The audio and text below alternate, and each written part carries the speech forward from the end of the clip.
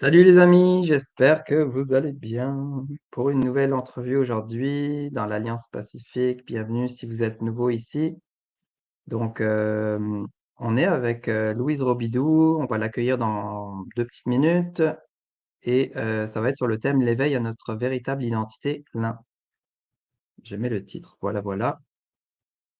Et salut Annie, Boris, salut tout le monde. Faites-moi un petit coucou, dites-moi de où vous êtes connectés, si vous êtes en rediffusion.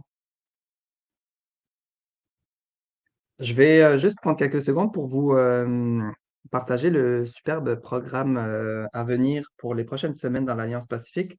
Donc, on a ce mercredi 25 octobre, on a un Zoom entre abonnés pour parler du thème d'aujourd'hui, mais entre nous sur Zoom. Ensuite, lundi prochain, le lundi 30 octobre, on est avec Louise pour la deuxième partie. Comme c'est marqué ici, tous les détails sont en description. Et vous pourrez donc bien sûr poser vos questions. Et ensuite, pour le mois de novembre, on a plusieurs nouvelles invités. On a Caroline Paul, on a Emmanuel Herrera, où on va faire 2 parties avec chacune en fait séparément. Et ensuite, la deuxième partie, ça va être avec toutes les deux ensemble et moi et vous aussi. Donc, c'est une première. Je vais avoir 2 invités en même temps dans un Zoom. Ensuite, on va avoir un atelier Libère ta joie avec le yoga du rire. Ça va être cool, ça. Donc, si vous voulez avoir un bon fou rire, venez avec nous le jeudi 9 novembre. Pour les abonnés aussi, vous avez les détails en description. Et ensuite, on a Roxane qui revient avec nous, Roxane Goodside Godbout, pour parler des voyageurs espace-temps en fin novembre. Donc, ça va être aussi excitant, comme au mois d'août aussi, je l'avais invité tout le mois. Donc, vu que vous étiez nombreux à l'apprécier, je l'ai réinvité. Hello Chantal, Maryse, Odile, salut tout le monde. Yvette Anne, Mario de la Suisse et de l'Italie. J'espère que vous allez bien. Donc, on va accueillir. Oubliez pas aussi, les amis, si vous voulez partager, c'est toujours apprécié de partager les vidéos où vous voulez, sur les réseaux sociaux ou en privé. Maryse, c'est rare que tu es en direct avec nous. Ben, super, content que tu sois avec nous. Salut André, salut Brigitte. On est parti, on va accueillir Louise. C'est parti.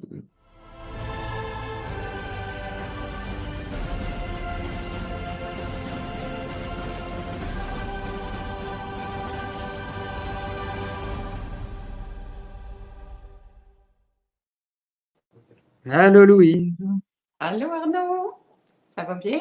ça va bien? Ouais. J'espère que je suis content que tu es avec nous aujourd'hui et merci d'accepter l'invitation. Et mais c'est ça, je t'ai vu passer à plusieurs endroits sur les internets. Donc je me suis dit, il y a Diane aussi qui m'avait parlé de toi. Donc Mhm. c'est un plaisir de t'avoir avec nous aujourd'hui. Et d'ailleurs, on n'est pas loin, hein, tu es en rive sud de Montréal, moi je suis à Montréal. Oui, On a oui. le fleuve Saint-Laurent qui nous sépare. Et voilà, donc aujourd'hui, on va parler de l'éveil, de ton livre aussi que tu as publié, et tout ça. Mhm. Et pour commencer, est-ce que pour les gens qui ne te connaissent pas, est-ce que tu veux nous faire te présenter, partager un peu qu'est-ce que tu fais? Oui, ben oui, puis d'abord, merci beaucoup de l'invitation. C'est un grand plaisir pour moi de faire cette entrevue avec toi. Et merci à tout le monde d'être là aussi. Oui, mon parcours à moi, mon histoire, un peu l'histoire de Louise. Bon, moi, premièrement, je pourrais dire que la spiritualité a toujours fait partie de ma vie. Bon, même petite, là, c'était présent. Il y avait, cet appel-là pour ce que j'appelais dans le temps le divin. Mon souvenir le plus conscient, par exemple, c'était à l'époque de la première communion. Je ne sais pas si tout le monde connaît ça, là, mais moi, à mon âge, dans mon temps, on faisait dans la religion catholique. Hein, j'ai été élevée dans ça au Québec, c'était ça qui primait à l'époque, dans le début des années 60. Et c'est ça. Et au moment de la préparation de la première communion, le prêtre nous parlait de Dieu, de Jésus, puis il y avait une pratique à l'église. Et moi, quand je me suis mise à genoux, il y avait une dévotion très, très grande qui était présente. J'étais très, très inspirée par Jésus, par Dieu, parce que ce que le prêtre nous avait parlé. Et j'ai senti à ce moment-là comme un courant d'énergie partir du cœur jusque dans mon front, qui devenait tout éclairé.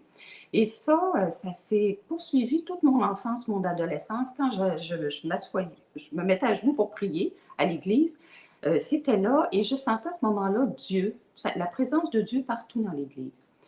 J'en parlais avec Gérald Ben Merzouk, avec qui j'ai fait des, des entrevues, puis des Skype avec lui, tout ça, et quand il venait au Québec, là, des rencontres. Et puis, il me disait que c'était vraiment des expériences d'unité. C'était ça qui se produisait à ce moment-là. Donc, moi, toute mon enfance, mon adolescence, il y avait ça. Il y avait toujours aussi des questionnements sur la vie.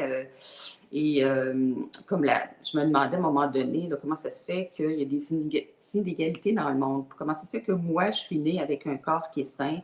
Je voyais des gens handicapés, tout ça. Donc, je me posais beaucoup, beaucoup de questions. Jusqu'à un jour, là, vers 14 ans, j'ai entendu parler de réincarnation. Puis là, ça a fait comme, ah, OK, là, je comprenais. Là, il y a quelque chose qui s'est comme ouvert. Il y avait aussi cette nostalgie du paradis perdu qui était là depuis toujours aussi quand j'étais jeune. Il y avait ces souvenirs de l'au-delà, de comment la vie était belle de l'autre côté. Donc moi, il y avait une résistance un peu à l'incarnation. Même si j'étais une enfant très positive, qui voyait du beau partout et tout ça, mais il y avait cette nostalgie-là. Puis beaucoup, ça se présentait beaucoup aussi dans les communications avec les autres. Quand je venais pour exprimer quelque chose que je voulais expliquer, je trouvais ça tellement compliqué. Puis là, je me rappelais tellement comment la télépathie de l'autre côté, c'était tellement facile. Fait qu'il y avait c'est ça, ces souvenirs-là et cette nostalgie-là.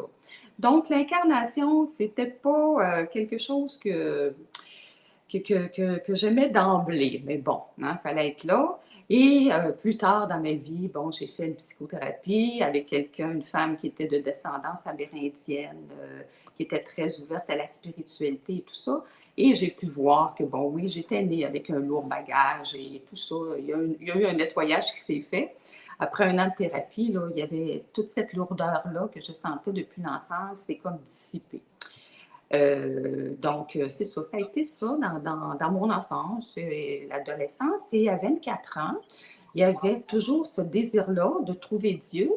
Et bon, j'étais à l'église et j'entendais les sermons des prêtres et ça ne me nourrissait plus. Là, c'est vraiment, là, je me disais, non, ça, c'est très limité. Alors, cette journée-là, je me suis assise sur mon lit et j'ai demandé à Dieu, là, montre-moi la voie pour te trouver. Et puis moi, j'ai travaillé comme infirmière pendant 35 ans. J'ai fait une carrière dans ça.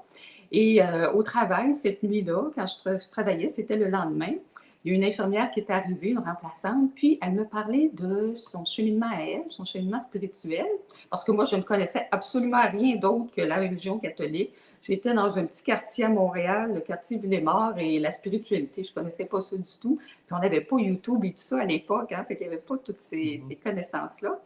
Donc, c'est ça. Et elle m'a parlé de l'autobiographie d'un yogi, de Paramahansa Yogananda.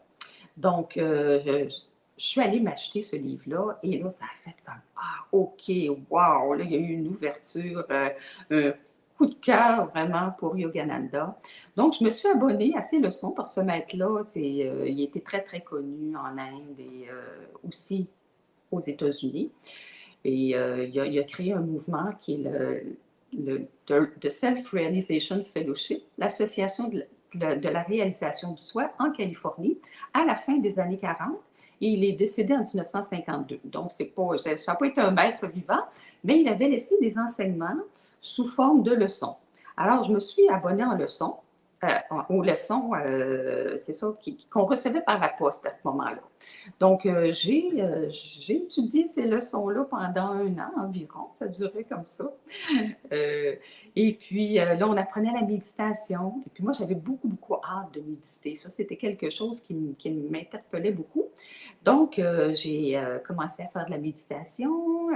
Dans cette association-là de la réalisation du soi, ce que Yogananda enseignait aussi, c'était le Kriya Yoga. Je ne sais pas si ça parle à des gens, si c'est connu. C'est évidemment que ça vient de l'Inde, ça vient de Babaji, qui était le premier d'une lignée de quatre gourous, dont le dernier était Yogananda. Et c'est une espèce de respiration dans la colonne et tout ça. Et supposément, Yogananda disait dans son autobiographie que chaque kriya brûlait une année de karma. Enfin, puis le Kriya Yoga, c'est un Raja Yoga. C'est un yoga qui est considéré comme la voie royale en Inde. Mais bon, il y a différentes voies, la voie de la dévotion, la voie de la connaissance et tout ça. Et le Raja Yoga, c'est une voie. Donc, moi, j'ai pratiqué ça toute ma vie, finalement, tout en faisant mon travail d'infirmière, en me mariant, en élevant mon fils. Donc, j'ai été un chemin très solitaire. Mais j'étais très, très rigoureuse parce que j'adorais méditer. J'étais vraiment une contemplative et moi, ça m'apportait beaucoup, beaucoup de paix, de bien-être, de faire de la méditation. Donc, je pouvais méditer même à une certaine période, 2 heures par jour. Donc, je méditais le matin, le soir et en fait, ça a été ça. Et à travers ça, c'est ça, une psychothérapie pendant plusieurs années. Et jusqu'à un jour où je découvre la non-dualité. Ça s'est fait en 2015. 15? Ouais. Oui, c'est ça. J'ai découvert sur YouTube, hein, on dit là, que YouTube est vraiment une voie d'accès à l'éveil. Mm. Et c'est vrai, vraiment, on le voit avec toi C'est aussi. vrai, quand tu disais que tu recevais tes leçons par la poste, c'est vrai que ça ramène, on réalise comment les choses ont évolué rapidement et maintenant tout est accessible instantanément, rapidement. Avant, il fallait être plus patient et tout ça, mais d'un côté, on attendait plus les, des belles choses qui arrivaient par la poste aussi. Maintenant, c'est plus des factures qui viennent ou encore là, c'est sur Internet pas mal. Oui, en effet. Oui. Alors, j'ai pratiqué ça. Et puis, c'est ça, en 2015, j'ai découvert Muji. Moi, ça a commencé par Muji sur YouTube. Et puis, ben, j'écoutais avant là. Tu sais, c'est sûr que j'avais fait beaucoup de lectures durant toute ma pratique parce que j'étais intéressée à la spiritualité, donc les Murois Gévaudan et autres. Bon, j'ai tout lu ça. Il y avait quand même beaucoup de connaissances. Mais quand j'ai découvert Muji, là, j'ai vu ce qui me manquait dans ma pratique. Parce qu'évidemment, en pratiquant le Kriya Yoga, on arrive à un état de paix et de présence qui est très grand. Et c'est ça, donc, je pouvais même voir que je goûtais cette paix-là. Même des fois, je pouvais voir que j'étais la paix, mais disons que c'était pas su de façon consciente. Quand j'ai découvert Muji, là, j'ai compris que, OK, je suis cette paix. Ça fait la différence. C'est qu'il y a eu cette reconnaissance que je suis ça. OK. Puis on n'entendait pas dans le temps, il y a une trentaine, 35, 40 ans maintenant, on n'entendait pas parler d'éveil. Ça ne se parlait pas du tout. Même il y a 20 ans, il y a 10 ans, peut-être un peu, mais pas, ça ne fait pas très longtemps hein, qu'on parle d'éveil. Et à ce moment-là, j'ai compris que euh, le but, c'était de s'éveiller. C'était de retrouver notre vraie nature, ce que l'on est vraiment, et de constater ce que l'on est depuis toujours, qui a toujours été là, mais dont on ne se souvient plus. Enfin, donc, moi, par la non-dualité, et j'ai découvert aussi avec ça, évidemment, Ramana Maharshi, qui, lui, a enseigné l'investigation du soi, il a développé cette méthode-là, bien là, on se pose des questions sur qui médite, qui est l'observateur des pensées. Les pensées se produisent, tout se fait, les sensations arrivent, mais qui voit ça? Hein, la question de Ramana Maharshi, c'est qui suis-je? Donc, on tourne vraiment notre regard vers nous-mêmes, vers là, là. Puis c'est là qu'on peut trouver tout ce qu'on cherche depuis toujours, finalement, est de ce côté-là. Hein, nous, on cherche dans le monde extérieur le bonheur, on cherche l'accomplissement, tout ça. Mais en fait, on l'est déjà, puis c'est soi-même. Donc, c'est ce que ça a permis pour moi, la non-dualité. Et en 2016, je pratiquais avec une vidéo de Muji. Donc, je pratiquais l'investigation et j'essayais de voir qui était, ce qui percevait, ce qui perçoit ici. Donc, parce que la question de Muji, sa question piranha, où tout disparaît, c'est l'observateur est-il observé? l'observateur, j'entends l'observateur de nos pensées, le témoin. Hein? Mais lui, sa question allait beaucoup plus loin que je suis le témoin de mes pensées, je suis le témoin de ce qui se produit, je suis la conscience. Mais est-ce que même la conscience est perçue? Qu'est-ce qui observe l'observateur? Enfin, ces questions-là m'interpellaient beaucoup, beaucoup, beaucoup. Donc, moi, dans ma pratique, parce que j'écoutais les enseignements, mais je les confirmais en méditation. Comme j'étais une grande méditative, je confirmais ça, ces enseignements-là. Et là, j'ai pu vraiment, avec ça, m'installer dans le témoin, de vraiment prendre conscience de cette conscience témoin, cette présence que je suis. Et un jour, justement, il y a eu ce décollement encore plus grand qu'on appelle la réalisation, de ce qui voit le témoin. Donc, ça s'est fait, c'est ça, en pratiquant cette vidéo-là, en 2016, au printemps, j'ai été aspirée à l'intérieur de moi-même. C'est une expérience qu'on appelle de samadhi, où là, la chambre est complètement disparue, je n'avais plus aucune conscience, et j'ai été aspirée dans un vide. Vraiment, il y avait comme un lac noir, puis j'ai été aspirée là-dedans, puis là, j'ai vu le rien, le grand vide dont on parle, cette vacuité absolue. Où il y avait une grande, grande paix, où il y avait absolument plus rien. Et ça a été très, très étonnant de voir ça, ce vide-là abyssal, hein, comme on parle, là, et de contempler ça. Et il y avait, c'est ça, cette grande paix-là, et même, puis tout ça, je le raconte dans le livre, là, c'est cette expérience-là à travers mon parcours. Et il y a même eu plus loin que ça, j'ai été aspirée plus loin, et il y en a qui vont là et qui ont des peurs, hein, j'ai entendu d'autres témoignages, mais moi, c'était vraiment de la joie, puis c'était « Ah, ben oui », puis il y avait des merveillements. Et puis j'ai été aspirée encore plus profondément et j'ai vu que quelque chose qui n'était pas de ce monde. Donc, je ne peux pas dire ce que j'ai vu, mais mon regard était vraiment attiré vers ça et je regardais ça. Et je voyais que c'est ça. Il y a quelque chose qu'on ne peut pas décrire, qui est innommable, qui est indéfinissable, mais ici, ça a fait comme ce n'est pas de ce monde et c'est d'une grandeur inimaginable et il n'y a rien à craindre. C'est ce que ça faisait dans ce qu'il voyait ici, ça faisait il n'y a rien à craindre. Ça se connaît, ça connaît tout. C'est d'une grandeur qu'on ne peut pas imaginer et c'est d'une beauté. Et donc, tout a été vu. Sauf que il n'y a pas eu cette conscience que j'étais ça. Donc, même ça, quand c'est vécu, ça demeure une expérience d'éveil parce qu'après ça, bon, quand j'étais là, à la fin, là, il y a eu comme un espace où j'étais la béatitude. J'étais dans la béatitude parce que je ne me voyais pas être la béatitude. Et à ce moment-là, il y a eu la pensée qui m'est venue, je vais essayer de bouger dans cet espace-là. Et il n'y avait aucun mouvement possible. Et là, je suis remontée et avant même de revenir dans ma chambre, ça a fait comme, oui, mais ça, je le connais déjà. Ça, c'est du connu. Puis ici, il y avait quelque chose, le personnage ici s'attendait à une expérience explosive, mystique, un feu d'artifice. Il n'y avait pas ça. Donc, il y a eu même une grande déception. Et c'est ça. Ensuite de ça, le personnage a récupéré ça et a dit « j'ai vécu ça ». Donc là, ça demeure une expérience parce que c'est récupéré par la personne qui dit « bon, c'est ça, j'ai fait cette expérience-là ». Et ça, c'était au printemps 2016.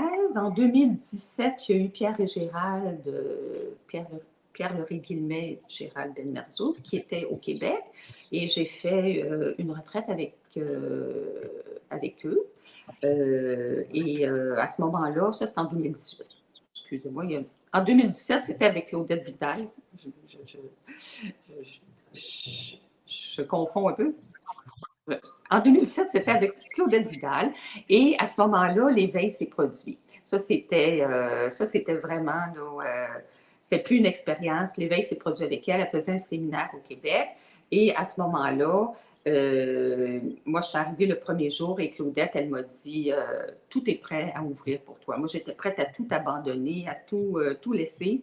Et ça s'est ouvert et il y a eu comme une grande, grande, grande ouverture, une sensation d'expansion. Il y a eu un grand amour et le moi séparé, ce qu'on appelle l'identification au corps mental, est tombé. Et même quand je suis passée devant un miroir, j'ai eu la surprise qu'il n'y avait plus personne dans le miroir. Il y avait mon image, je savais que c'était moi, mais il n'y avait comme plus personne. Et puis, donc ça, Ça, je savais que c'était l'éveil, là. Ça, c'était plus une expérience, c'était vraiment, et je savais que j'étais ça. J'étais cet espace-là dans lequel tout apparaissait. Et bon, ce que je confondais tantôt, ce que j'ai mêlé, c'est en 2018, un an plus tard, là, ça a été la réalisation du souhait avec Pierre et Gérald, qui faisaient une retraite au Québec. Et à ce moment-là, le premier soir de la retraite, euh, tout a lâché, tout est tombé. Il y a même eu une sensation d'un petit mouvement énergétique que tout tombait. Et à ce moment-là, il est resté que de la joie et de la légèreté. Et je savais que j'étais ça. Là, c'était vu que j'étais ça et que tout était moi. Et là, il n'y avait plus de dualité. Donc, ça, c'est ce qu'on appelle la réalisation du soi. Donc, c'est ça. Et ça a été mon parcours, là, je dirais, jusqu'à la fin. Tout un parcours, mais en même temps, on dit qu'il y a une quête et tout ça, donc on doit atteindre quelque chose, mais en même temps, on l'est déjà. Donc en Oui, fait, c'est plus la réalisation, cette prise de conscience en fait que qu'on est déjà complet, on n'est pas, il y a rien à combler ou à remplir ou à atteindre ou c'est plus une prise de conscience qui arrive exactement au bon moment où ça doit arriver. C'est pas notre personnage ou notre mental ou notre ego qui va en faisant telle et telle chose, je vais arriver à. Je pense que c'est si ça doit arriver et de simplement suivre ses élans dans ça, parce que c'est vrai que parfois on se dit, est-ce que je devrais aussi, quand on suit des gens sur Internet, ah, cette personne-là a fait ça, ben, je vais faire la même chose pour atteindre la même chose, mais ça marche pas comme ça. Qu'est-ce que tu aurais à dire là-dessus? oui, effectivement. Ben, en fait, il n'y a pas de chemin réellement parce qu'on est déjà, comme tu dis, ça. Hein? Donc, il n'y a rien à atteindre. On est déjà la conscience éveillée. On est déjà le soi réalisé. La seule chose, c'est que si on entend ça, puis que ce n'est pas une évidence pour nous, parce qu'il y en a pour qui, là, ils entendent ça, tu es déjà cela, et tout est réalisé. Mais si ce n'est pas évident pour nous, ben là, sur le plan relatif, hein, on appelle ça le plan relatif parce qu'ici, tout est passager, hein, il n'y a rien qui est permanent. Sur le plan de la matière, ben oui, il va y avoir un chemin à prendre. Parce qu'on dit qu'il n'y a pas de travail à faire pour être ce que l'on est, parce qu'évidemment, on est ça, puis on l'est depuis toujours. Sauf que ça ne veut pas dire qu'il n'y a rien à faire. Donc, habituellement, si on a ce désir-là très profond, oui, on va entreprendre un peu une quête. Puis, dans le fond, qui est en quête, c'est la personne, c'est le personnage, qui, au fond, n'a pas de réalité comme telle. Mais le personnage, quand même, qui est en quête, lui, il va être utile parce qu'il va quand même nous amener à des compréhensions, tranquillement, pas vite, à des lâcher prises. Le mental va lâcher de plus en plus et il va nous amener au bord du précipice, on pourrait dire. Mais pour lâcher un jour, puis vraiment que l'éveil se produise, il faut que le mental lâche au moins une fraction de seconde. Là. Donc, lui, il va nous amener quand même au bord du précipice. Donc, la quête est utile. Parce que c'est Oui, oui, sûr oui, que c'est sûr, elle est utile. Ouais. oui, Mais c'est sûr. elle est unique à chacun en fait, même s'il y a personne. Oui, oui, exactement. Oui, le chemin est vraiment unique pour chacun. Mais au fond, quand on se sent comme ça attiré, ce que disent les sages, c'est que c'est pas nous, la personne, qui voulons vraiment, comment je dirais ça, trouver l'éveil. C'est vraiment la conscience qui nous attire vers elle. Ouais, c'est Elle notre veut, esprit qui nous inspire, ok, va par là. C'est ça, c'est le oui, bon chemin pour toi. Ouais. oui, oui, elle nous attire vers elle. Il y Fait que oui, a, oui, pardon?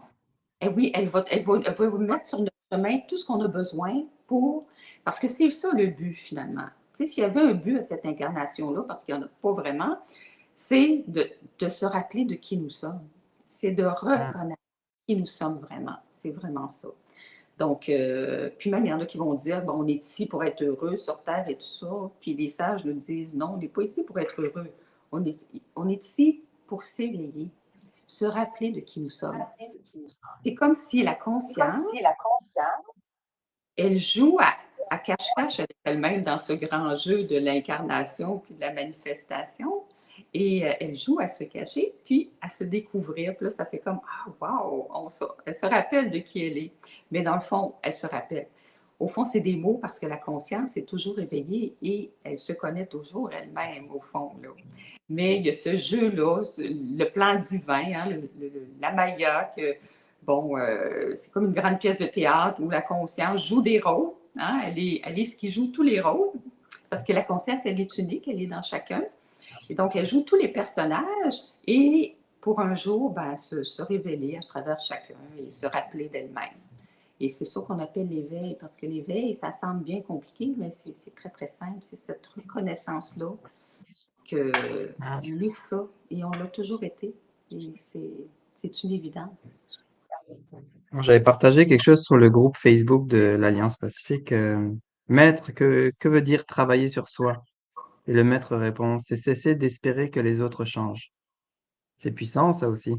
Parce que Oui, c'est vrai qu'on veut toujours que les autres changent. Quand on pense être éveillé, encore là, c'est probablement une illusion. On se pense éveillé parce que si on est éveillé, les autres sont non éveillés, sont endormis. Et donc, c'est beaucoup, dans les années passées, on entendait souvent beaucoup les moutons, tu sais, les éveillés, parler des moutons, des gens qui sont endormis. Euh, ouais, on essaye d'être sauveur, tu sais, de sauver les victimes, les moutons, du méchant berger ou le loup, là, peu importe si on prend une image. Mais on peut pas changer les autres, en fait. On peut juste se changer soi-même. C'est encore une illusion d'essayer de changer les autres. Moi aussi, au début des premières années, j'essayais je découvrais tellement de choses que j'avais envie de partager aux autres, mais je réalisais que, bah, je réalisais pas sur le moment, mais c'était pas le chemin de chacun non plus et forcer les choses, même si ça a l'air positif, c'est pas forcément la bonne chose. ah Et non. quelques années après, j'ai réalisé comme, OK, ouais, j'étais peut-être intense à essayer de vouloir changer les autres. Et peut-être c'est plus en se changeant soi-même qu'on va plus avoir d'impact. Ah, tout à fait, oui. Ben, je te dirais qu'à l'éveil, ce qu'on voit, c'est que non, on ne veut pas changer les autres, encore moins, là. C'est que non, il n'y a pas du tout ce désir-là parce qu'on voit que tout est parfait et que tout est à sa juste place. Et ce que l'on voit plutôt, non, on ne voit pas que les autres sont endormis. Ben, on voit que ben, ils sont dans le rêve puis ils s'en rendent pas compte, oui, mais ce que l'on voit, c'est que on est ça et que tout le monde est ça. C'est plutôt ça qui est vu. Donc là, parce qu'il n'y a pas de hiérarchie dans la conscience, il n'y a pas de niveau, il n'y a pas. Mm, C'est juste que les gens qui se sont éveillés à leur vraie nature, c'est juste qu'ils en sont conscients, c'est tout. Donc on voit plutôt que tout le monde a la même conscience. Et, ouais. euh, et quelqu'un qui s'est vraiment éveillé ne dira pas je suis éveillé, je suis supérieur aux autres. Mm, Non, pas du tout, parce qu'on voit mhm. qu'il n'y a que la conscience et que tout le monde est ça. Donc, tu peux pas vraiment. Puis de toute façon, la personne tombe. L'idée d'être une personne tombe. Donc, il n'y a plus personne ici pour se vanter de quoi que ce Il y a soit, plus de là. séparation, ouais. Ouais. Il n'y a plus de séparation. Il n'y a plus de séparation. C'est ça qui est vu exactement. Quand je Mm, parle, moi, à l'éveil, là, c'était cette attitude-là qui a été vue. C'est qu'ici, on se sent un moi séparé parce qu'on est identifié à notre corps, puis à notre mental, à nos pensées. Et c'est ça qui est notre problème, finalement. C'est cette identification-là. Alors, on se sent un moi séparé, alors que en réalité, il n'y en a pas de séparation. Il n'y en a jamais eu. C'est une illusion, finalement, la séparation. Donc, mais on n'essaie vraiment pas de changer les autres. Puis même ceux qui partagent, ça va être plutôt pour... euh, on est juste là comme pour pointer. Regarde de ce côté-là. C'est tout, c'est le doigt ouais. qui pointe, hein, celui qui partage, parce qu'il n'y a rien d'autre à faire que ça. Vous êtes déjà ça. On est tous ça. Donc, mais ça prend un doigt un peu qui nous pointe parce qu'on n'a jamais, on ne s'est jamais dit de regarder de ce côté-là. Hein? C'est comme ça, c'est bien correct parce que notre monde est fait comme ça. C'est comme ça que la conscience s'exprime. Mais la conscience, elle nous dit, tu es quelqu'un dans le monde, puis ce que ça fait, le moi séparé, vu qu'on se sent séparé, c'est qu'on se sent incomplet. Il y a une sensation d'incomplétude. Et c'est pour ça qu'on cherche toujours quelque chose pour être heureux. On cherche le bonheur dans le monde. On cherche toujours quelque chose parce qu'on ne se sent pas Espoir, complet. attente, déception, tout ça. Oui, effectivement.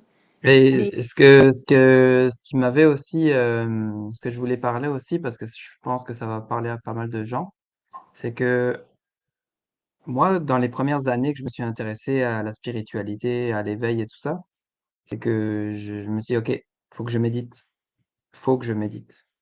Et mmh, là, j'ai essayé de méditer. Ça a pris des années et j'ai essayé, OK, là, OK, je vais faire un 20 minutes par jour. Là, au bout de 10 minutes, je m'endors.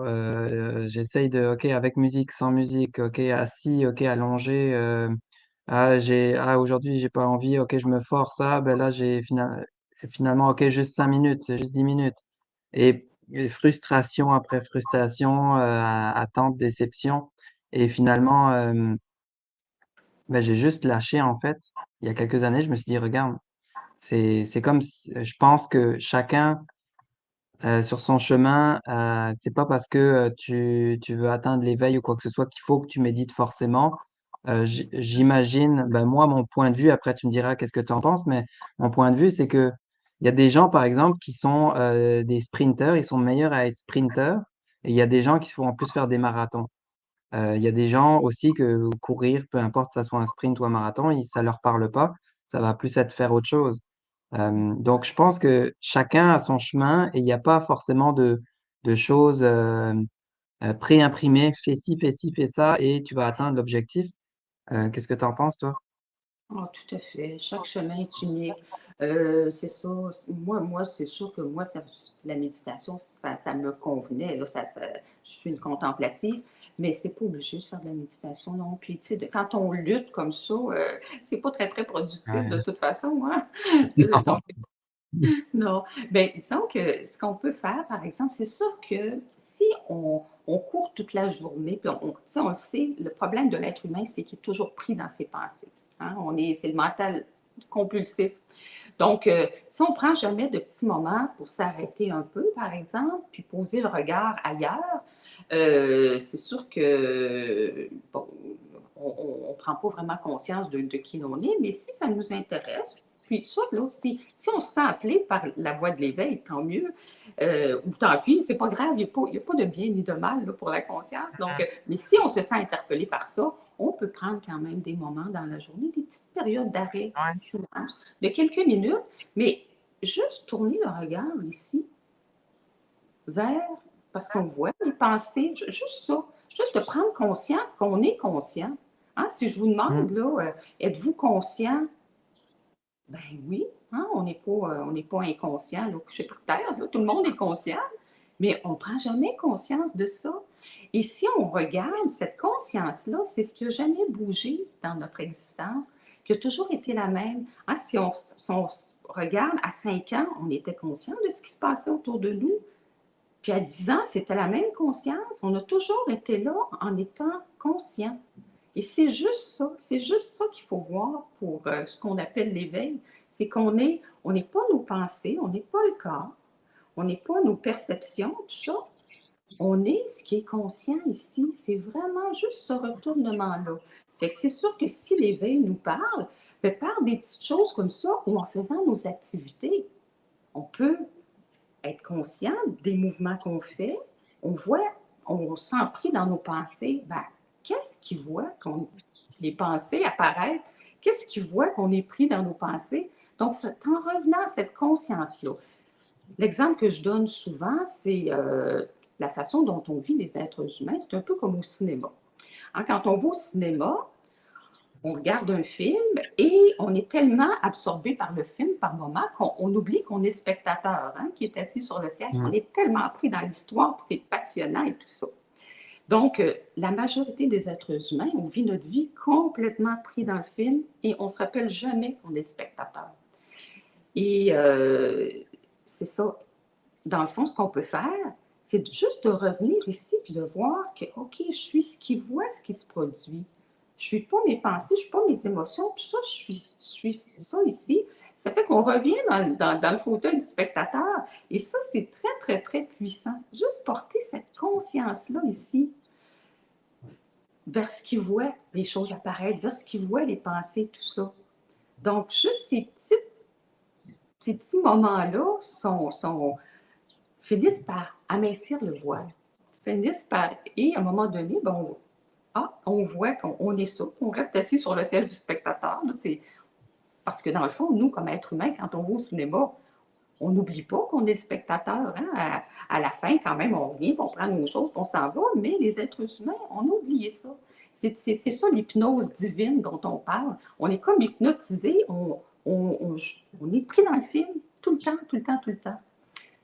On est comme un acteur aussi, on pourrait donner l'exemple d'un acteur qui joue une pièce de théâtre, qui joue un roi, mais qui ne se rappellerait plus qu'il est l'acteur ici. Il se prend pour le roi, puis il passe sa vie comme ça, à se prendre pour un personnage dans le film.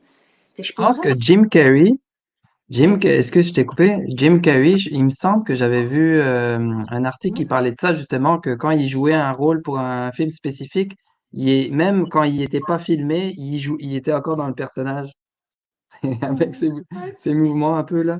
Mais il était le personnage. Et nous aussi, j'aime beaucoup ce côté-là OK, l'acteur qui joue un rôle, il se souvient, lui, qu'il est, par exemple, Jim Carrey, mais qui joue le rôle de Masque, par exemple, le Masque. Oui, oui. Euh, mais nous, tu vois, on n'est pas, de plus en plus, on se souvient qu'on est cet esprit, cette conscience, peu importe le mot qu'on met, cette essence divine, cette partie de la source, en fait, et qu'on n'est pas, en fait, moi, j'avais une fois écrit un texte, je ne suis pas Arnaud Malher.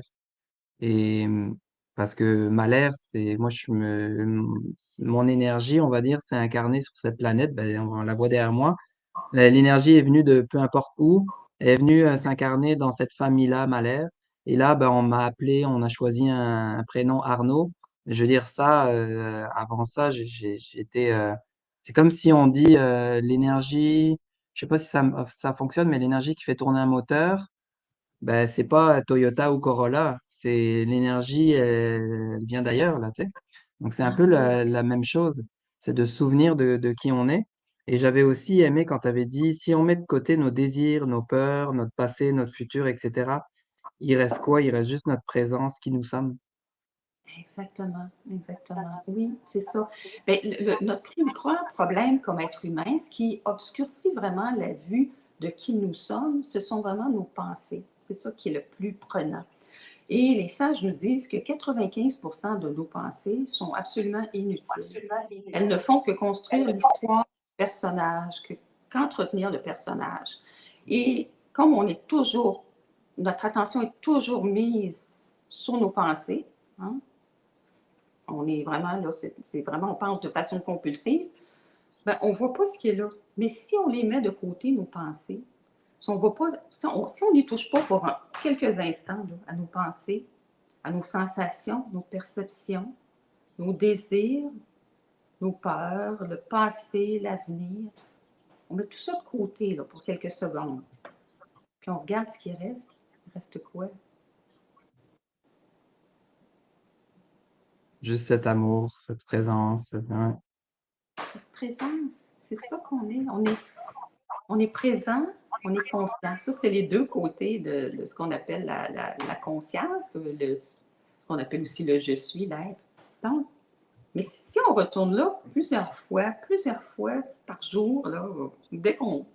Nisargadatta Maharaj, qui était un très, très grand sage du 20e siècle, lui, son maître lui avait dit dès que tu as un instant, reviens à. Il appelait ça je suis, hein, on peut l'appeler comme ça, la présence conscience.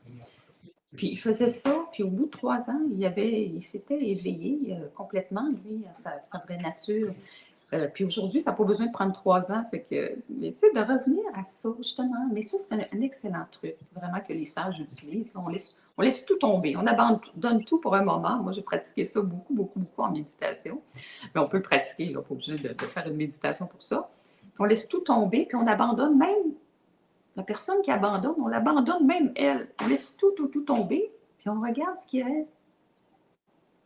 On va voir si c'est un espace tranquille. Puis on a toujours été ça. C'est fou parce qu'on le sait qu'on est ça.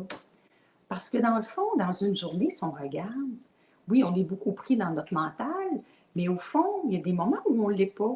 Tu sais, des moments où tu es assis tranquille, tu ne penses à rien. ben, c'est qu'on ne se rend pas compte que c'est ça qu'on est. Mais on le sait parce que justement, on est ça. Puis on peut même ne pas, on peut pas ne pas l'être. Hein, si on se demande, là, essayez de ne pas être, de ne pas exister en ce moment même. Là. Si tu essayes ça, toi, Arnaud, là, de ne pas exister, es-tu capable? Tu sais, il disparaît, là. On peut pas, hein? Ben, c'est là la conscience, la présence. Fait qu'il y a différents trucs comme ça. J'en donne plusieurs dans mon livre aussi, où des façons faciles de revenir à la présence et rester là et goûter ça. C'est que ça. Parce que, au fond, ce que l'on est vraiment, puis ce que les gens appellent l'éveil, tout ça, c'est d'une simplicité. Puis quand on s'éveille, ben, pas quand on s'éveille, parce qu'il n'y a personne qui s'éveille, l'éveil se produit. À ce moment-là, on voit que, mon Dieu, mais on a toujours été ça, et c'est d'une simplicité. On se dit, mais comment est-ce qu'on faisait même? Comment ça se fait qu'on ne le voyait pas avant? Tellement c'est simple. C'est d'une simplicité. Parce qu'avant, les gens qui s'éveillaient, il y en a qui avaient beaucoup, beaucoup de. C'était avec plein de feux d'artifice, on entendait ça. Hein? On entend parler de Jésus, de Bouddha, des grands sages et tout ça. Mais à notre époque, Pierre-Laurent Guillemet disait ça, et je suis bien d'accord avec lui. En tout cas, c'est ce que je perçois dans le monde. C'est que là, c'est plutôt vu que c'est d'une simplicité. Parce qu'en fait, c'est simple, simple, simple. C'est juste revenir à ce que l'on est. Puis c'est là le bonheur qu'on cherche. C'est ça l'affaire. On cherche ça depuis des milliers de vies. C'est pas croyable, hein? Puis c'est là, toujours. Ouais. Peut-être que la semaine prochaine, pour la deuxième partie, on pourra faire des petits exercices comme ça d'observation de ce qui Mhm. est. Et tu pourras peut-être nous lire des petits extraits de ton livre. D'ailleurs, ton livre, euh, je le mets ici. Donc, Trouver sa voie vers l'éveil, vous le trouverez sur dianegagnon.com dans la section boutique. Et c'est envoyé un peu partout dans le monde.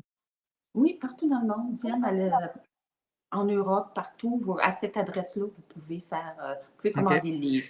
Sinon, il est aussi disponible sur Amazon, dans toutes les librairies, on peut commander aussi. Mais disons que le premier endroit, c'est le plus simple, c'est sur OK. dianegagnon.com boutique. Et Et oui, il est ce livre, sorti cette année, non? oui, c'est ça, en juillet. Disons que le livre, moi, c'est écrit après l'éveil. Au fond, pourquoi j'ai écrit ce livre-là? Est-ce que tu veux que je réponde à ça? Oui. Oui, ouais, vas-y, vas-y. Parfait. C'est que, ben, c'est ça, après l'éveil, là, je sentais qu'en dedans de moi, là, à l'intérieur, j'avais acquis beaucoup, beaucoup de connaissances sur mon parcours, beaucoup d'expériences aussi. Évidemment, j'ai pas juste lu, c'était pas juste mental, c'était expérimenté et vécu. Donc, il y avait cet élan-là de partager ça. Et on m'avait dit dans la jeunesse là, qu'un jour, j'allais écrire des livres. Donc, un jour, je me suis assise et ça s'est écrit facilement, là, je dirais. En 2 mois, le livre était écrit. Ça venait et ça écrivait. Ça avait vraiment besoin d'être exprimé. Là. Il y avait cet élan-là. Et ensuite, je l'ai retravaillé tout ça. Donc, oui, puis c'est à l'été, en juillet, il a été édité par Diane. Au début, il devait être publié ailleurs, là, mais finalement, Diane, c'est elle qui est l'éditrice. Et oui, ça parle à beaucoup de gens. C'est très, très touchant ce qui se passe comme, par rapport au livre, là, qui a maintenant sa vie à lui. Là. Mais oui, les gens sont très touchés. Ils trouvent ce livre-là très simple, qui couvre vraiment tout le sujet de l'éveil. Et dans le fond, ici, bon, il n'y a pas personne, en fait. On est la conscience, là, mais la conscience ici veut s'exprimer de façon très, très simple. Tu sais. Les enseignements non duels, avant, c'était réservé à une élite. Hein. Et maintenant, c'est accessible à tout le monde. Et des fois, ça nous paraît compliqué. Puis, plus ça s'est exprimé ici, c'est de rendre ça très, très simple, très accessible à tout le monde. Donc, chez les échos que j'ai aussi, là, ce que les gens trouvent du livre, c'est que c'est dit de façon simple. Et pour toi aussi, ça a dû être, j'imagine, écrire ce livre-là, ça a dû être, euh, pas libérateur, mais ça a dû être comme de revivre ça et de l'exprimer. Ça a dû être une belle aventure aussi.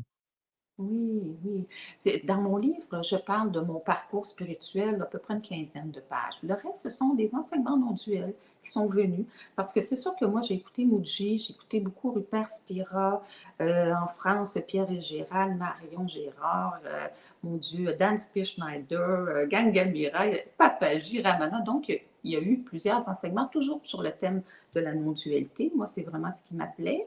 Et ces enseignements-là, qui sont transmis depuis 10 000 ans environ et qui sont réécrits à chaque époque. Pierre-Lauré Guillemette disait ça, je trouvais ça très beau. C'est réécrit de façon moderne à chaque époque pour s'adapter à chaque époque, à chaque génération. Donc, ça fait partie, je pense, de ces livres-là qui sont...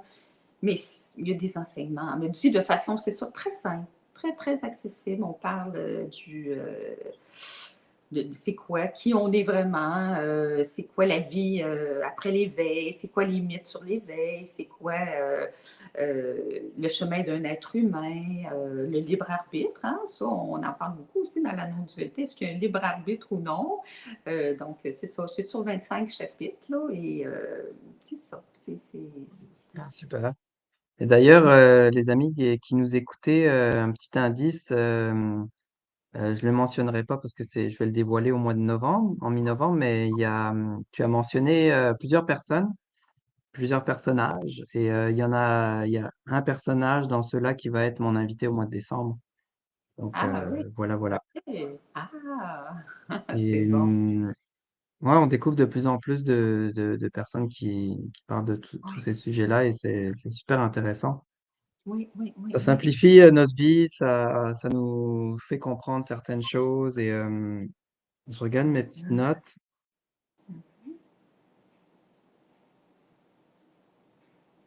Ouais, on a passé à travers. Est-ce que les amis, vous aviez des questions? Si vous avez des questions, n'hésitez pas à les poser maintenant. Et sinon, on va y répondre aussi dans la partie 2 lundi prochain.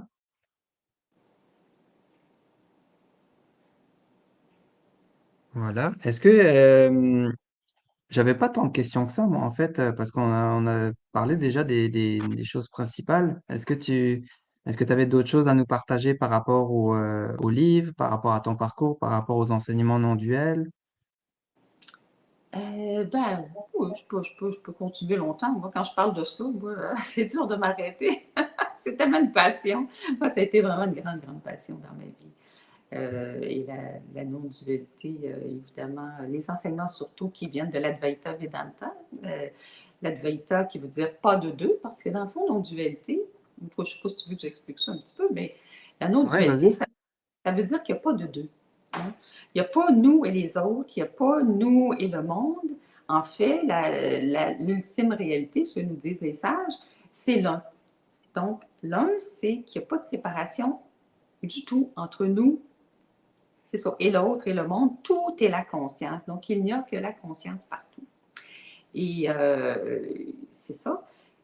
Donc, puis quand on parle d'Advaita Vedanta, le Vedanta, c'est que ça vient des textes anciens de l'Inde qui sont les Védas. Mais c'est sûr que la non-dualité, on la retrouve dans plusieurs traditions, chez les bouddhistes, même dans la religion catholique. Quand Jésus disait mon Père et moi ne sommes qu'un, ben c'est ça, on parlait dans le fond, qu'il n'y a qu'unité, il n'y a que l'un. Mais sauf que si tu veux, je peux parler un peu de la différence entre l'éveil et la réalisation du soi, parce qu'on entend parler que deux étapes. Ouais. Hein? Mais Euh, avant ça, je voudrais juste, j'avais une question qui me venait. Je me suis dit, quelqu'un tombe sur cette vidéo et ils se disent, oui. OK, c'est bien beau tout ça, Louise, mais si on est tous un, tout est un, est-ce que, explique-moi par rapport aux gens par exemple, la guerre, là, qu'est-ce qui se passe? OK, les gens qui font des décisions qui impactent vraiment le monde négativement, on va dire. Comment expliquer ça si on est vraiment tous un, on s'entretue, et Mhm. Oui, c'est une grande question, hein? oui, c'est ça. Hein. La question aussi de la souffrance hein, dans le monde, là, il y a tellement de souffrance. Les Hein, personnages qui se sont oubliés, tout ça. Oui, mais au fond, ici, là, en non-dualité, ce dont nous parlent les sages, pourquoi ce monde existe, premièrement? C'est parce que, bon, le soi que nous sommes est partout et il ne peut pas se voir lui-même, hein. C'est comme nos yeux, là. Tu sais, on peut voir à travers les yeux, mais ça nous prend un miroir pour voir nos yeux, hein. On ne peut pas voir nous-mêmes nos yeux. Donc, au fond, le soi, ben, il ne peut pas se voir, donc il a besoin de se refléter, un peu comme dans un miroir, pour se voir lui-même. Donc, il crée ce monde-là, qui est une apparence. On va le voir à la réalisation. Ultimement, on voit que c'est une apparence. C'est quelque chose qui apparaît dans la conscience. Mais le but de tout ça, bon, c'est que la conscience est comme venue s'expérimenter dans la matière. Donc, puis, c'est un peu comme la lumière au cinéma, OK? Le projecteur, bon, là, envoie une lumière et cette lumière-là serait la conscience et quand elle arrive sur l'écran de cinéma, ben ça fait de l'ombre et de la lumière. Donc, il y a une dualité. Dualité, ça veut dire que tout existe et son contraire. Donc, dans notre monde, on peut voir, hein, il y a le froid, le chaud, le beau, le laid, le bien, le mal, bon. Mais la conscience est venue s'expérimenter dans tous les scénarios, dans tout, parce que pour elle, il n'y a pas de bien et de mal pour la conscience. La conscience qui est témoin ici, là, elle est neutre. Elle est que le témoin. En fait, c'est ce qu'on est vraiment, nous sommes le témoin. Mais dans le film, là, quand on va au cinéma, là, on ne veut pas juste voir des papillons voler sur un écran, hein. On est absorbé dans les films où il y a toutes sortes d'actions qui se passent. Puis dans ces actions-là, bien, des fois, c'est des films de guerre, puis des fois... Fait que dans le film qui se déroule sur l'écran qu'on est, hein, les enseignants vont beaucoup pointer ça, c'est comme au cinéma, il y a un film qui se passe, qui est projeté sur l'écran. En fait, ce que nous sommes, c'est l'écran qui n'est pas affecté par le film, mais le film se déroule. Puis même après l'éveil et la réalisation, le film, il continue à se produire tant qu'on est sur ce plan. Et ben, c'est ça. Donc, il y a du bien, puis il y a du mal, puis il y a de la souffrance. Puis la souffrance, en bout de ligne, ce qu'elle sert, elle sert à nous éveiller.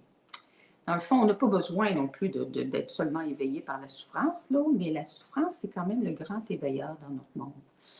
Donc, puis à cette époque-ci, ce qu'on peut voir, c'est que beaucoup de gens, comme tu disais, parlent de l'éveil et tout ça. Hein, tu vois que c'est exponentiel. Il y a de plus en plus de gens qui s'éveillent, puis de plus en plus de gens qui en parlent. Bien, il y a de la lumière qui entre de plus en plus et ça brasse beaucoup et les anciennes structures sont en train de tomber. Puis ça se fait comme ça. Dans le scénario, c'est comme ça. C'est que La lumière s'amplifie, l'ombre en même temps aussi, jusqu'à temps qu'il y ait quelque chose de spécifique qui arrive dans X temps. oui, Qu'est-ce effectivement. que je voulais dire aussi, tu sais, depuis quelques années, je partageais aussi aux gens qui disaient, ah, mais les guerres, ah, mais la pandémie, ah, mais si. Ouais, mais c'est grâce, ah, mais mon divorce, ah, mais j'ai perdu mon boulot.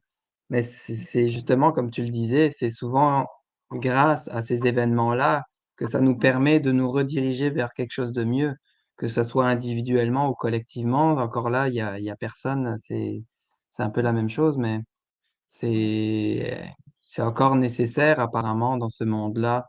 Parce que si, quand tout va bien, ben, on est plus porté, les humains, à se prélasser, à prendre ça relax, que quand ça brasse, comme on dit au Québec, ça brasse.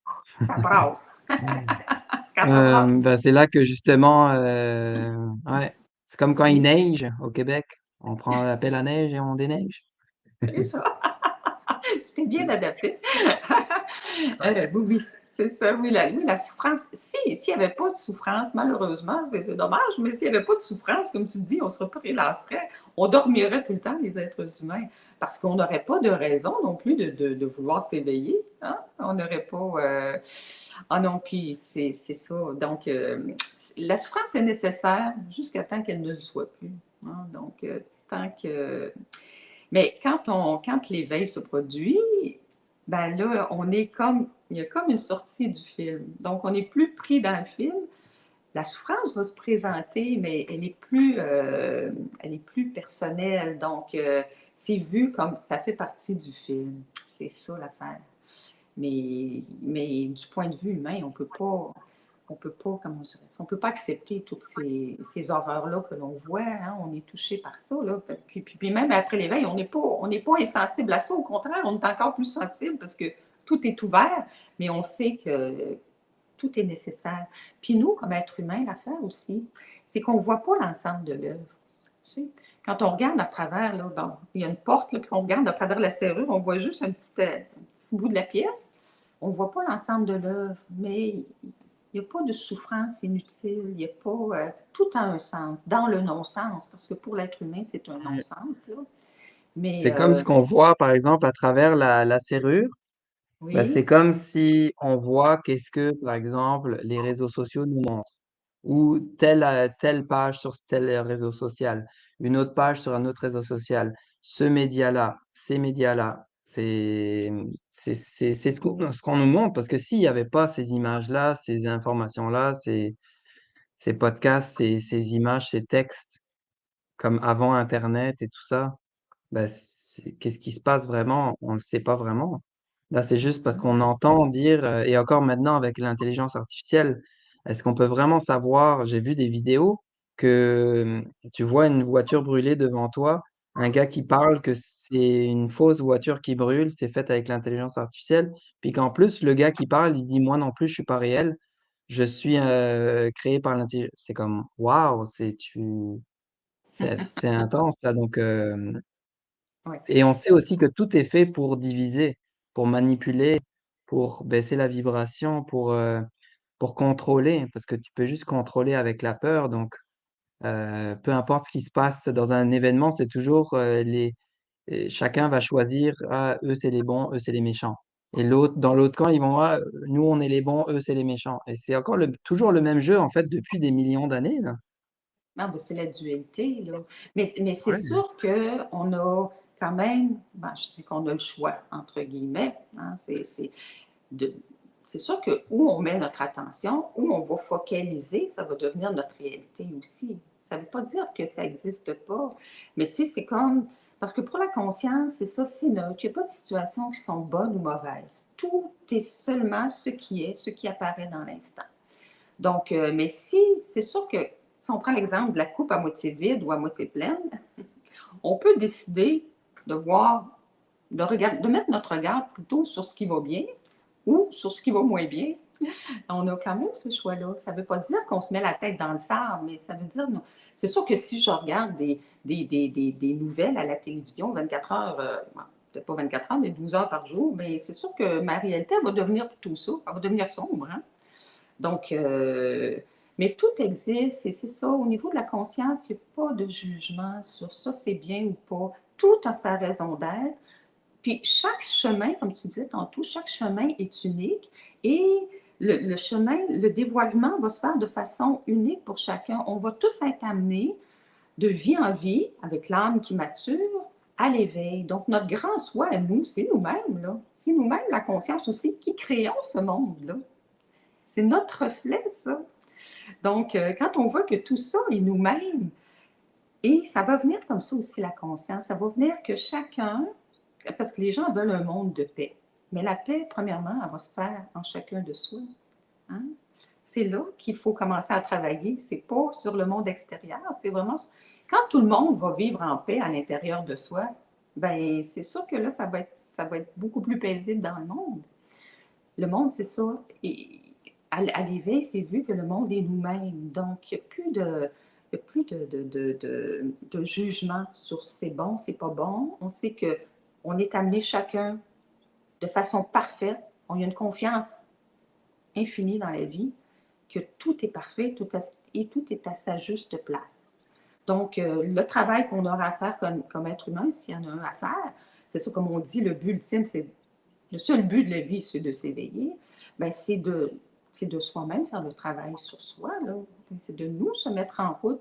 Et chaque personne qui s'ouvre à sa vraie nature ou même qui se met juste dans un état de paix en dedans, qui regarde ce qu'il est, tout ça, ben, il amène de la paix dans le monde. Là. C'est chacun. C'est parce qu'on remet beaucoup à l'extérieur aussi, comme être humain. C'est normal, on fait ça. Ouais. Puis quand Mais on parle, on veut un monde meilleur, etc. Ben encore là, on veut un monde meilleur, on veut le personnage, un monde meilleur, attente sur quelque chose qui n'existe pas encore forcément. Et donc là, ben, exact. on est encore sur une attente qui va peut-être mener à une déception si ça se produit pas comme notre mental l'a imaginé. Mais en fait, c'est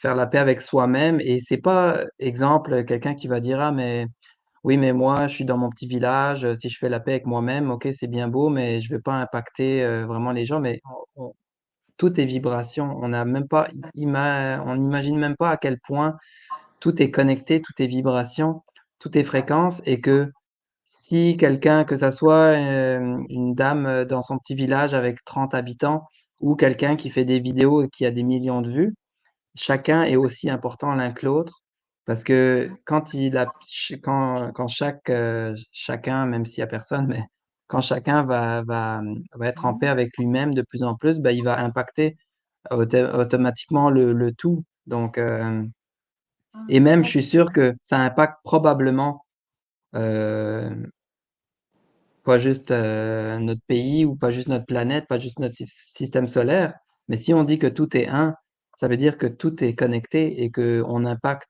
tout en fait, quoi. C'est ça Ah, ça va on peut même pas comprendre tellement c'est énorme, quoi. ah, exactement. Oui, tu le dis très, très bien, c'est ça. Nous sommes tous la même conscience. Comme tous des petits points là, hein, c'est comme s'il y avait une feuille de papier, puis des petits trous, puis chacun, on est un petit rayon de ça, mais on est tous la même chose. Fait que oui, on est tous interreliés. Donc si on, chaque acte a un effet sur les autres. Là. Fait que si nos actes sont pacifiques et tout ça, ben c'est sûr que ça a un effet sur tout le monde. Parce que oui, il n'y a que la conscience. La conscience est unique. Donc, puis c'est ce que nous sommes. Hein? On remet la responsabilité aux autres, mais le monde que l'on voit, c'est. Puis il n'y a pas de culpabilité à avoir là-dedans. Là. Tout ce qui se produit doit se produire comme ça. C'est le reflet, c'est notre reflet à nous. Donc, c'est là qu'il faut prendre une responsabilité aussi. On ne peut pas remettre tout à tout le monde. Là, t'sais. Puis les problèmes que l'on vit, ben, ils nous appartiennent aussi. Si hein, si j'ai une souffrance ici, elle n'est pas à l'autre, elle est ici, puis c'est là qu'elle doit être regardée. Puis la souffrance, là, en réalité, ce que nous enseignent aussi, là, les sages, c'est que la souffrance, c'est parce qu'on résiste à ce qui est là. On ne veut pas de ce qui est là. On voudrait autre chose. Puis ça, c'est l'ego, c'est le personnage qui pense que ça serait mieux autrement. Donc, il juge, lui, que le monde qui se produit, bon, ça ne veut pas dire qu'on est obligé d'être d'accord avec ce qui se produit, mais que c'est pas correct. Il faut changer. On veut changer l'autre tout le temps, parce qu'on pense que nous, on sait mieux que l'autre. Puis, hein? Mais ça, c'est l'ego mental là, qui fait ça. C'est ça. Donc, on voudrait que ce soit toujours autrement. C'est ça notre problème comme être humain. C'est pour ça qu'on souffre, parce qu'on n'accepte pas les choses telles qu'elles sont. Parce que dans le fond, la vie, elle se produit de façon spontanée à chaque instant. Et nous, le mental, les pensées disent, ben non, ça ne devrait pas être comme ça. Ça serait mieux d'une telle autre façon que tout ça. Fait que comme on est en résistance, c'est là qu'il y a la souffrance. Fait que juste de voir ça déjà, tu sais, ça peut aider déjà à apaiser quelques affaires. Là. C'est ça. Ouais, accueillir ce qui est, c'est vraiment, si on pourrait vraiment résumer, Oui, accueillir ce qui est, ne pas essayer de changer les autres ou les choses, retrouver la paix en soi et merci, bonsoir, tout est résumé là. C'est comme oui. Accueillir ce qui est comme c'est, parce que de toute façon, c'est ça. Puis ouais. c'est mieux d'accepter ce qui se produit parce que de toute façon, ça va arriver. On n'a pas de contrôle Sinon, sur ça ce nous met en qui résistance, ça nous met du stress, ça baisse notre vibration, ça nous affecte mentalement. Ouais, oui. c'est Mais ça ne veut pas dire de rien faire non plus. Tu sais, si non, on a c'est ça. l'élan pour aller faire une marche pour l'environnement, je ne sais pas, ça ne veut pas dire qu'on n'y va pas. Ça ne veut pas dire de ne pas poser des actions. Ça ne veut pas dire d'être, comment je dirais ça, de subir non plus des choses. On est dans une relation qui ne va pas bien. On fait le mouvement. C'est de suivre nos élans, mais peut-être ceux qui viennent du cœur, pas ceux qui viennent de la tête, pas ceux qui jugent. Ouais. Hein? Donc, ceux qui viennent du cœur, là, c'est ceux qui nous procurent une joie, qui nous font vibrer. Donc, déjà, si on descend un peu, puis on se situe plus au niveau du cœur, ben déjà, on vient de. Parce que notre mental, là, il nous en invente des Ah histoires. ouais, Puis l'ego, il roule à 120 à l'heure, Oui, et aussi de différencier quand on ne sait pas si c'est le bon choix ou est-ce que ce choix, est-ce qu'il est basé sur la peur parce que j'ai peut-être peur de manquer j'ai peut-être peur de me retrouver seul, j'ai peut-être peur de pas y arriver, de me planter. Tu sais, c'est toujours ça de voir pourquoi je choisis ça. Est-ce que c'est sur l'amour ou est-ce que c'est sur la peur? Ouais, oui, c'est exactement, exactement. Puis juste de voir ça, mais ça, on se ramène à nous-mêmes à ce moment-là. On n'est pas, on n'attend pas que le monde vienne combler vienne répondre à tous nos besoins, puis que la peur, là, elle est en nous, ben c'est là qu'il faut la regarder. Hein? mm, C'est pas chez l'autre, c'est pas. On demande au monde de changer. Les sages, là, ils veulent même pas changer le monde. Non? Ils savent que. Parce que la conscience est d'une intelligence, c'est d'une perfection absolue. C'est vrai que quand on regarde l'état du monde, on ne croirait pas ça. Là. On peut penser que. Mais c'est ça, mais tout est fait vraiment pour nous amener chacun un jour à reconnaître qui l'on est. Donc, l'un, justement, l'un que l'on est, cette conscience unique, là, qui est paix, qui est joie, qui est amour, c'est là pour chacun. Puis, ce qui arrive aussi quand on attend toujours quelque chose, ben on n'est pas là dans maintenant. Puis, ce qu'on cherche est là maintenant, accessible à tout le monde. Puis c'est vraiment en tout cas, le message des sages, c'est vraiment ça, de retourner son regard là. Donc, d'arrêter de chercher. Mais c'est normal qu'on cherche dans le monde aussi, parce que comme je disais, comme on est très identifié, on a l'impression qu'il nous manque quelque chose. Puis c'est vrai qu'il nous manque quelque chose parce qu'on ne se souvient plus de qui l'on est. Bien, on va chercher le bonheur dans le monde tout le temps, de différentes façons, hein? Que ce soit par des dépendances, que ce soit dans nos relations, dans ci, dans ça. On cherche le bonheur à l'extérieur alors que nous sommes le bonheur même. C'est pas croyable, là, mais c'est vraiment ça. C'est retourner ouais, ça. c'est souvent des bonheurs éphémères hein, qui font plaisir Exactement. sur le moment et après tu réalises que Ouais. ok, j'en veux plus. Et comme tu le dis, c'est dans tout, hein, que ce soit dans les drogues ou que ce soit Oui. dans des choses de tous les jours, là, je veux dire. Mais Ouais. tout le monde cherche le bonheur, c'est ça. Tout le monde, même dans les drogues et tout ça, tout le monde cherche à être heureux. C'est ça, hein? Mhm.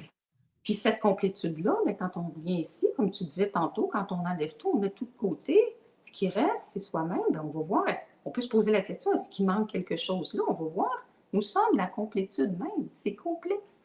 Et c'est vraiment ça, c'est pour ça que la non-dualité, c'est un changement complètement de perspective. C'est une toute nouvelle façon de voir le monde, tu sais, de voir vraiment. C'est une transformation très grande par rapport à ce que l'on a vécu parce que on ne voit plus du tout, du tout. Les choses ne sont plus vues de la même façon du tout, du tout. C'est un changement de regard complet. Puis c'est vraiment ça qui est. On veut la paix dans le monde, mais c'est là que ça va venir. C'est quand tout le monde va se rendre compte qu'ils sont déjà le bonheur même, la paix même, la joie qu'ils cherchent. On ne cherchera plus on ne demandera pas à l'autre de nous apporter ça. On va voir qu'on est ça, tout simplement. C'est vraiment. C'est ce qu'on cherche depuis des milliers de vies. Donc, puis si cet appel-là n'est pas là, ben, il n'est pas là. C'est pas grave non plus parce que, dans le fond, c'est le film qui se joue, puis c'est nous, la conscience, en fin de compte, qui jouons ça. Donc, il n'y a rien de grave. C'est ça aussi. Il n'y a rien de grave dans. Je ne dis pas que c'est pas grave de voir un enfant souffrir ou tout ça. Là, pour l'être humain, c'est grave. Puis il y a de la compassion et tout ça. Mais je veux dire, dans l'ensemble, il n'y a rien de grave. On est déjà ce qu'on cherche. On est déjà parfait. On est déjà le bonheur. Il n'y a même rien à trouver parce qu'on est ça. Mais c'est ça. Mhm. Ouais, voilà, on peut finaliser là-dessus. Beaucoup de choses ont été dites. Juste si je pense que si on réécoutait ce live-là, tout est déjà là. Euh, N'hésitez pas, les amis, à nous rejoindre lundi prochain, lundi 30 octobre, à 14h Québec, 20h France, avec Louise. Sur Zoom, on va être un petit groupe, on va pouvoir parler entre nous comme si on était dans le même salon. Et, euh, et voilà.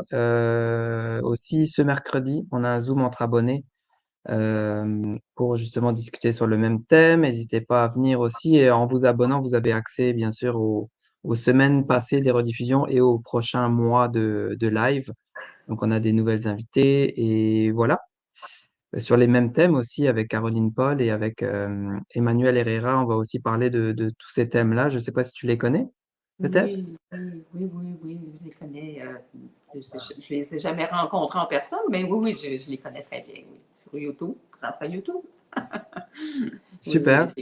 elles sont formidables aussi. Oui, oui, oui. Ouais, c'est beau de voir aussi qu'il y a toutes les générations un peu qui parlent de ces Oui, sujets-là et que bah, justement chaque personne va toucher euh, oui, des personnes différentes dans tous les âges, quoi. Donc, oui, oui, oui. Et puis de voir cette émergence-là. Puis beaucoup de jeunes, justement, c'est formidable à voir. C'est vraiment. Parce qu'avant, c'était dur de s'éveiller, là. Tu sais, puis on parlait pas de ça, mais là, tout est en transmutation, là. Puis c'est beau de voir en toute cette émergence. floraison. Oui, en floraison, C'est oui. comme c'est comme un printemps sur la planète, là, mais qui dure des années. Oui, oui. Oui, c'est de Ouais. toute beauté de voir ça. Vraiment. Oui. Voilà. Alors, merci Louise pour. Est-ce que tu avais autre chose à nous partager avant de se quitter? Ton livre, les gens ils peuvent aller sur Oui, dans la exactement. description, je l'ai Oui, rajouté sur oui, le le site livre. de Mhm. dianegagnon.com/boutique. Oui. J'ai ma Il y page a ton Facebook. site web aussi, ta chaîne Oui, YouTube que j'ai mis, oui. tout est en dessous. Oui, puis ma page Facebook publique, là, oui, Ouais. effectivement. Puis je fais des partages en présentiel. J'ai commencé à en faire ici au Québec, évidemment. Et puis, c'est ça, donc je serai le 12 novembre à Granby, le 26 à Longueuil. Donc, tout est sur mon site web ou sur le site de Merci la Vie. Ça va être avec l'équipe OK, ici de Michel de Merci la Vie. Oui, avec grand plaisir. parfait. Grand plaisir. Et Oui. qu'est-ce que je voulais dire? Bah, pour les personnes qui seraient intéressées à une consultation, à un moment avec toi, tu es à Longueuil, c'est ça? Moi, je suis à Ah non, t'es pas à Longueuil. non, je suis à Saint-Bruno, mais Saint-Hilaire? ouais, Saint-Bruno. ouais, Saint-Bruno. Pour l'instant, je ne fais pas de rencontres individuelles, mais Ah, je pensais que c'est ça que tu venais de dire. non, je fais des rencontres publiques, des groupes. OK, OK, Donc, OK. oui, oui, des rencontres publiques. Donc, oui, dans des espaces, des groupes, C'est ce qui est vraiment. annoncé sur ton site, en fait. Oui, exactement. Oui, effectivement. Oui. Puis ça a été, merci de l'invitation. C'est un grand plaisir de faire ça avec toi. Avec plaisir. Vraiment. Content Merci. de t'avoir découvert et je vous invite les gens, les amis, les gens, les amis à partager cette vidéo et le bouche à oreille, c'est toujours le mieux aussi. Donc, Mhm. on se retrouve ce mercredi pour le Zoom entre abonnés et sinon lundi prochain avec toi, Louise. Ça me fera plaisir. Bye tout le monde. Bye. Merci.